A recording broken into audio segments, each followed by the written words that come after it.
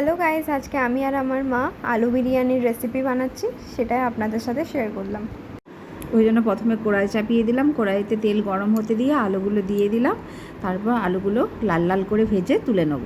এবার দিয়ে দিলাম পেঁয়াজগুলো এবার বেরেস্তা করে নেব। তারপর আদা রসুন পেঁয়াজ সব বেটে নিলাম।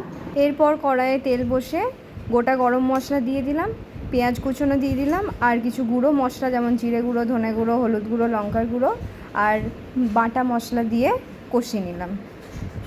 এইবার দিয়ে দিলাম লবণ।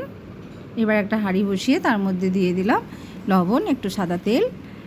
আলুটা কষানো হয়ে গেছে, এইবার জলটা গরম হয়ে এসেছে, চালগুলো দিয়ে দিলাম, ভাতটা আমরা করে নেব।